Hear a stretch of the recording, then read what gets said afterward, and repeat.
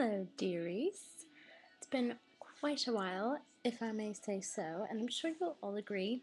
I don't really know what put me in the moment to upload a video tonight. Maybe it was the excessively warm weather that I had today in Salem,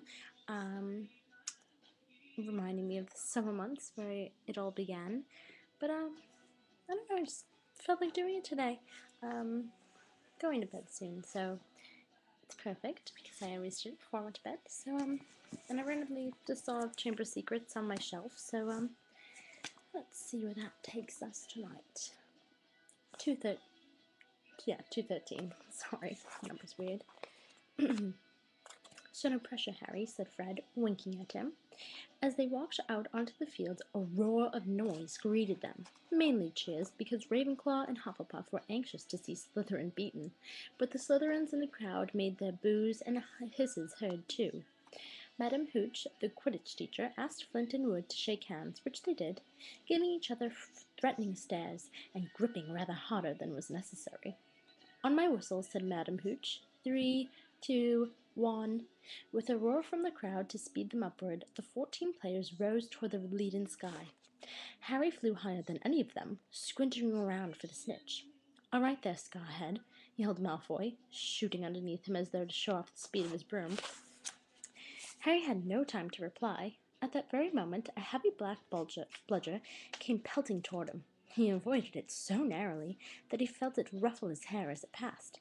Close one, Harry, said George, streaking past him with his club in his hand, ready to knock the bludger back toward a Slytherin. Harry saw George give the bludger a powerful whack in the direction of Adrian Pusey, but the bludger changed direction in midair and shot straight for Harry again. Harry dropped quickly to avoid it, and George managed to hit it hard toward Malfoy. Once again, the bludger swerved like a boomerang and shot at Harry's head.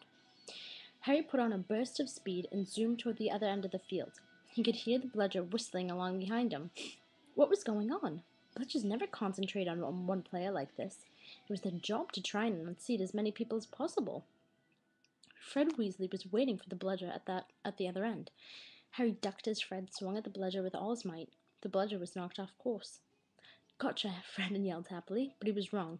As though it was magnetically attracted to Harry, the bludger pelted after him once more, and Harry was forced to fly off at full speed.